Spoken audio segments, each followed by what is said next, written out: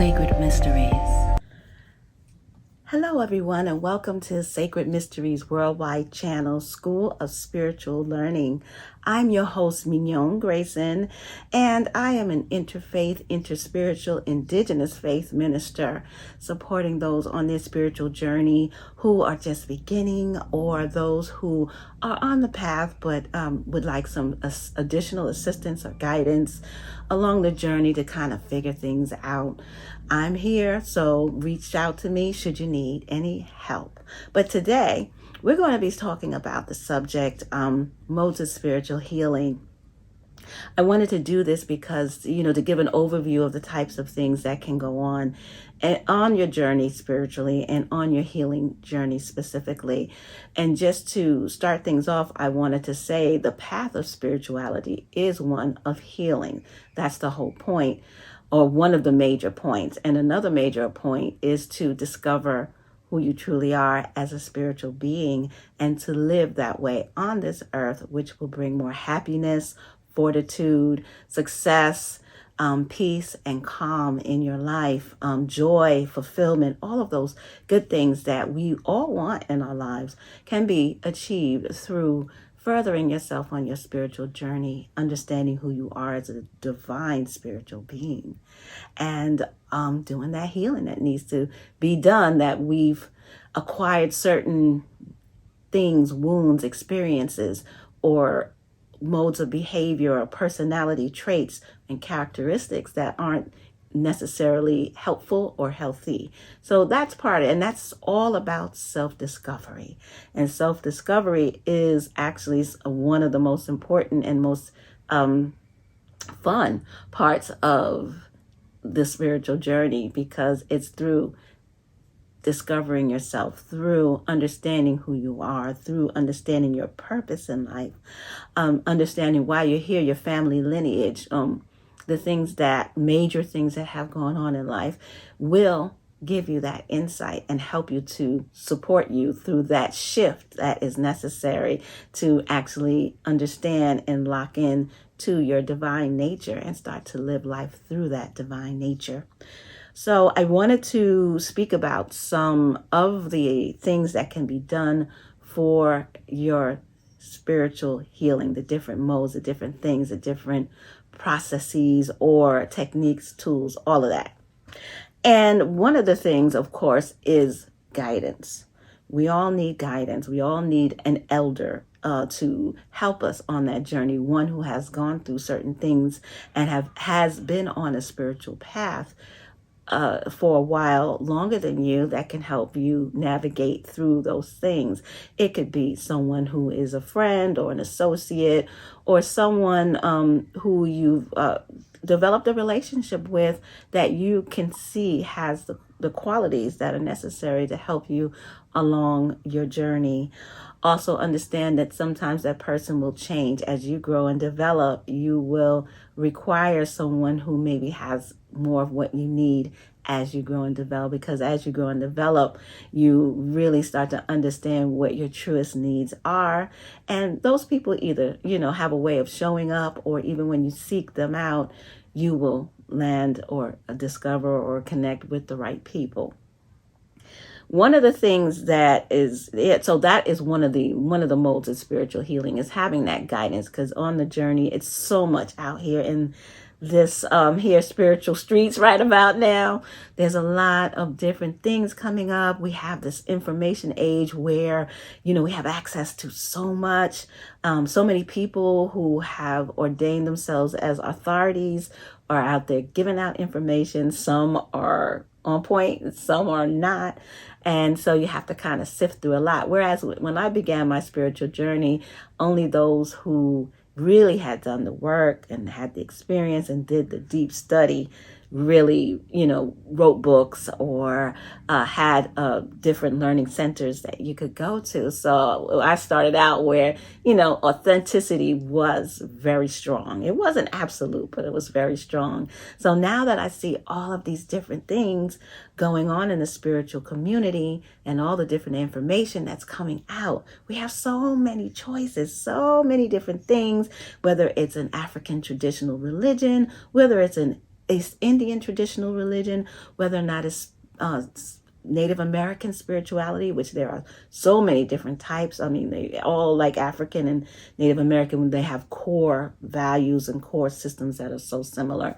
You have, Polynesian, different types of Asian philosophies and different spiritual paths and knowledge. So there's so much to choose from. Then you have the New Age, which is people who are either establishing old things and calling them New Age and putting a different spin on it. So there's so much. So guidance from someone who has been on the path and who has done the initial or the very deep research and has come to a point in their life where they can give spiritual value to others is one of the major things. Now, it might not be the first thing, but it is one of the major things to have on your path to spirituality and healing. So now, with that being said, one of the things also is to start to develop and start to tap into your inner realm, your inner psyche, your spiritual realm, and connect with your own inner guidance and the guidance that is always around you, your spirit guides, your ancestors, which some of them can be your spirit guides. Not all of your guides are your ancestors, but your spirit guides, tapping into the, how would you say, primordial spirits, or the spirits that we, for lack of a better term, call gods and goddesses. But in traditions, they're called Orisha, or they're called Devi or Deva, and or Abosun, Neteru, depending on the spiritual tradition you're looking at. But these divine celestial beings can also be of help. Now, of course, when it comes to those beings, having someone who is that guidance, that someone who is already initiated or an elder in that particular area is best to have along the guidance. But you have access to your own personal spiritual guides, and you have access to your ancestors and a lot of ancient ancestors. And the ancestors are not just the ones who, you are near and dear to, who you've heard of, whose names you know and pictures you've seen. Ancestors go back, ancient. And a lot of that ancient wisdom, they come with that. So, when thinking of our ancestors, we have access to their collective wisdom. Tapping in requires a certain type of going within, whether it's meditation, whether it's contemplation, whether it's ritual, whether it's going out in nature, or different types. There's moving meditations. Not everyone can sit still, at least initially. Now, there are moving meditations such as yoga, walking, dance, and different types of movements. Even, acts of doing your everyday chores, because you get into a certain energy stream, a flow, where certain things, I know when I'm washing dishes and I'm around the elements of water, a lot of things come through for me. So when I'm washing the dishes or cleaning something, or in a task that helps me to connect within, certain insights come. So pay attention to when you're in that stream, that flow of inner consciousness, that you're tapping in. That's when you're tapping into the spirit realm and to divine consciousness, where you can pull through information. Now, also, you'll know when it's coming from spirit, and sometimes you won't know, but you can verify it. You can sit and see if it rings as true. You can run it by, your people who are also on the path. If you have, people that you're traveling the path with, or can understand what you're talking about, you reach out to them as well as your elders or someone else that's on the path. So developing your ability to go within, taking regular time to sit or to do yoga or to do dance or to hum, to get into that flow state, is important in order to remove the distractions of the physical realm and to go inside into the spiritual realm, the astral realm, and get your information, get your inspiration and your insight in that way. So developing a regular schedule of going within. It doesn't have to be a rigid schedule, but practice makes perfect in all things that we do. So the more you do it, the better at it you get, and the more you can rely on the information that is coming through. Now, meditation, just to talk about that a little bit. Meditation got popular. It came from the East Indian traditions into Western society, and that word that we use, meditation, medi, meaning in between, is very popular. Now, there are all kinds of forms of meditation, and I know I've heard a lot of people say, oh, I can't sit still, it doesn't work for me. Do a moving meditation, Tai Chi, yoga, those types of movements that help you to flow. But I must absolutely say that at some point you have to master the ability to sit still. Stillness is really important. And then once you tap into that type of stillness by sitting, you can carry or activate that stillness within wherever you are and whatever you do. So meditation practice of some sort is important. And along with that meditation practice is the art of breathing, being able to breathe deeply, to breathe slowly, and to be conscious of your breath to the point of it assists you in going within. A breath is so important. Now, another types of spiritual healing is actually getting your energy work, whether it's through a Reiki practitioner, an energy healer, a sound healer, some type of energy healing, aura, yoga, aura, and auric, I just said aura. What other types? Sometimes people just know how to move energy with the movement of their hands. So it's just an energy healing without a particular name. But there's so many forms. So definitely do research on different types of energy healings and see what calls to you and what seems like something that could be helpful. I particularly love sound healing and movement through non-touch with your hands. I find that very effective. I do that myself for others as well as myself. It is very much a type of healing. Now, energy healing takes time. Their energy healing is for those subtle, deep energy foundational healings. It can also heal particular ailments, but you must always check with your medical professional before giving over any type of powerful healing that you need for an ailment to anyone. Definitely, go back between the two, because Western medicine helps determine the severity of certain things, and then your energy practitioner can help. But for the purpose of this video, we're talking about spiritual healing. So healing those energies, those emotional energies, those subtle forces, your aura around you, your different bodies of energy that surround you, the energy that is in your home. That's another form of energy, of spiritual healing, is to always spiritually cleanse your home and do things to uplift the energy in your home. Smudging. There are various types of smudges. White sage is very popular, but there are all types of smudges. You can even make your own with various herbs. What else? You can ring a bell throughout your house, do prayers around your house, mantras and chants.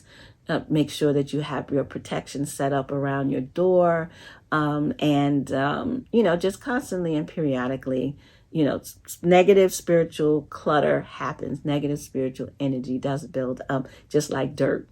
And you could clean your house, get it squeaky clean, and do nothing in there. You can go out and come back, and there's still dust and different things that you still got to clean up, even though you weren't there. So it's the same with spiritual energy that is negative. It builds up. It comes anyway. So constant cleansing, whether it's in your home and also your person, you personally, taking cleansing spiritual baths, or baths that bring in certain energies that help to elevate your frame of mind, your energy, vibration, and attracts all the goodness that you want in your life, all the good spirits, and allows for your intuition to come through more effectively as well, because we pick up stuff personally as well. So we got to, cleanse it all to allow for those positive vibrations and messages from the ancestral realm and your spirit guides to come through.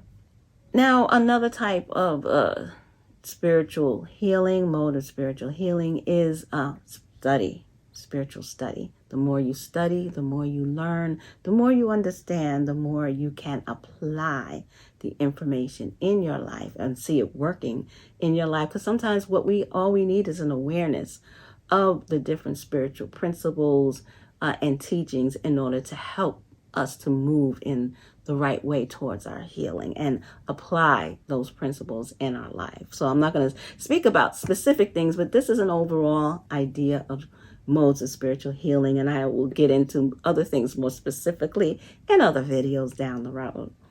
Let's see. Now, once you've done your studies, another thing that is very helpful in your spiritual healing is reading different spiritual texts that help to move you from the ordinary awareness to the extraordinary awareness, or the spiritual awareness, more into your flow. So some people love poetry. There are certain types of poetry that help to give you some understanding and open your mind to different things that move you in positive ways. There's literature that you could read that of writers that are very inspiring, those that are always speaking towards spiritual principles. Now there are ancient texts that you can also, whether it's the Per-em-heru, which is going forth by day, the Egyptian Book of the Dead, or it's the Bible. Some people get inspiration from the Bible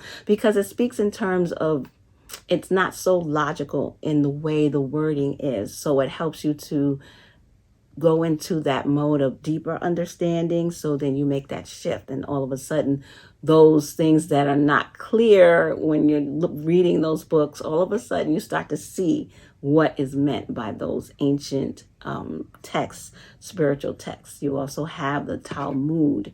You also have the Quran. You have the what are some of the Bhagavad Gita? I hope I'm saying that right. I used to know how to say it back in the day, but that's the book from Hinduism. So when you read these particular materials, they help to move you from where you are in the ordinary consciousness to spiritual resonating energy and consciousness, where you can understand what is being given, because a lot of those books were inspired and people were actual channels. There's a particular book that I like called the Architects of Existence. It talks about the ancient principles of divine femininity and the ancient ancestral mothers. So I just take that book. It's one of those books you could just open it and just read it and read a passage and become inspired to go deeper. Also another one I like, which is a channeled text called The Book of Mastery. That is by Paul Selig. That is also a book that is very inspirational. You could just open it anywhere and get some insight. The book that is the Architects of Existence, that is by Teresa. What is her last name? Anyway, the book will be in the description, and I'll have links to purchasing it. So those are the types of books that right now inspire me. I also, come from the background of my ancestors being Christians and being ministers. So I'll take also the Book of Psalms and I'll just open it and get my inspiration from there. So there are many different things. So whatever your spirit resonates with, have some type of book that you can pick up for inspiration. Now, it's nice to be involved with discussion groups on various spiritual principles. That is also helps you to understand and get other insights from other people. And that comes from, joining groups or being parts of spiritual houses and communities. And so you can discuss these principles and help each other go deeper. And every time you learn something, every time you come to a better understanding, there is a part of you that is healed. So that's why I am including these things in modes of spiritual healing. So we have a tendency to take for granted the simplicity of things that can really help us go deeply. One of the things that I love that comes from the Lukumi Orisha tradition by way of European spiritualism by Allan Kardec is called the Misa, or the spiritual mass, or the white table mass.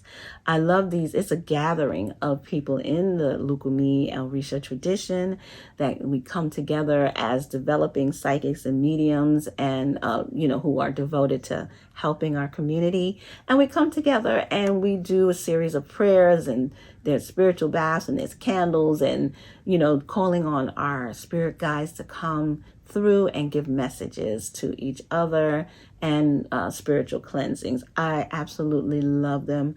You get an opportunity to witness mediums who have their ancestors, their egun, their spiritual guides come through them and work through them to help those who are in community at that moment in time. So if you are part of a Lukumi organization house, and you haven't been to a misa yet, that's something you want to get to.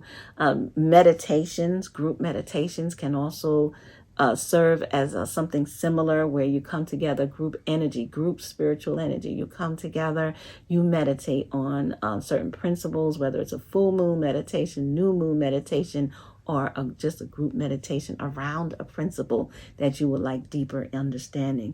That helps you to heal spiritually and to have a deeper understanding spiritually. Spiritual baths, I mentioned that as well. Spiritual oils, using those to open up your senses, your sensory, your sense of smell.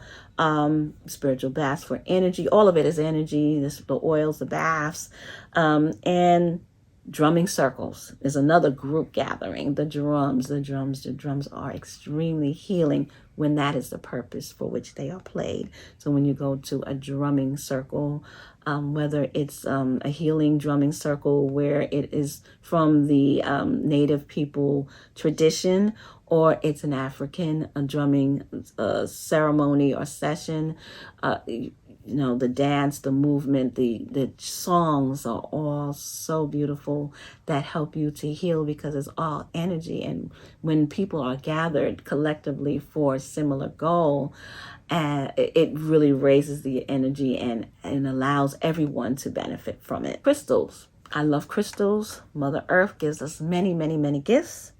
That is another way of connecting and healing. Research crystals, different things and various things that you feel that you need. A lot of people start with the 7 major chakras. And that's, if you don't know that, it's CHAKRA. That's chakra. And the crystals that relate to each one will help you to start your understanding and knowledge of crystals and how they can help you to heal and elevate. I love crystals. I have them all over my house and I use them periodically, but just having them in your home and in the rooms that you are in mostly. You can also take them to work to set up certain energy centers to help you at work. All kinds of different things can be accomplished through our crystal friends. Remember, everything is alive. All of nature is alive. Whether you feel they are animate or inanimate, or they are all alive, whatever they are.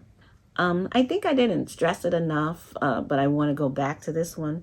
Prayers, whether it's praying from the heart to the Supreme Being, to the Orisha, to your ancestors, spiritual guides, and different angels and archangels. prayer is super important. Praying from your heart or utilizing prayers that have already been around for a while. They're around for a reason and they have helped others. So you want to involve yourself in prayer on a regular basis. There's something about the practice of prayer that connects you directly to the spiritual realm and to all of your guides, ancestors, and to your divine nature and to the Supreme Being. So tapping in with prayer is super important. And also, there's nothing, prayer can just be to praise all of the different various helpful forces. But it also can be to ask for help, to ask for insight, to ask for guidance, to ask to be connected to the right people on your spiritual journey as well. So prayer, I love that too, along with the other things. I love all of this really, but prayer is one of my things. So I will pray on it. I have a list of prayers that I do first thing in the morning, and then I have my go-to list when I'm feeling a certain way and I need inspiration. I would definitely put that as one of the top things as if you're just getting started, prayer. Let's see, what else did I want to say about prayer? Group prayers is also great. Praying out loud, spoken prayer is super important. The power of the spoken word. Some people like to pray internally, which that is also powerful. But it's, the word, the vibration is super important to put that out into the universe. So if you're praying, if you feel comfortable enough, pray out loud. But if you can't pray out loud, pray anyway, softly or in your head, reading a prayer, fine. It all works.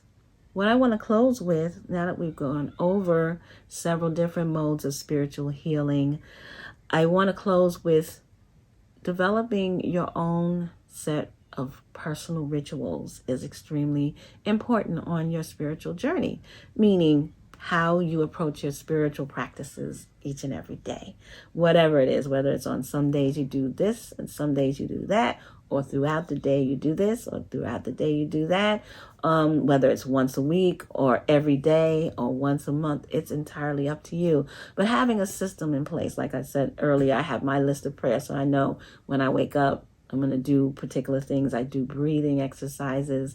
I do prayer.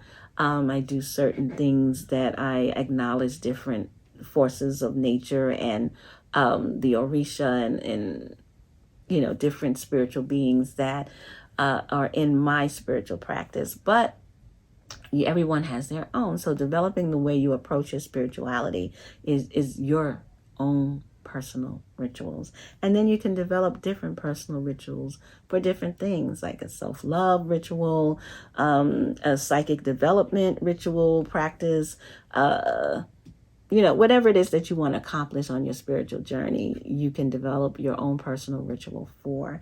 And I will be doing a video down the road about how to develop your personal rituals for those who need a little assistance on that. But anyway, it's been great. I'm glad to share this information with you. I will be posting the information on the books I mentioned and various other helpful information links in the description. Thank you for watching. Please, if you've liked the information, please click like, subscribe, share it with other people if you feel it'd be helpful to them, and hit the little bell so you're notified when I post new things. Until the next time, be well. Sacred Mysteries.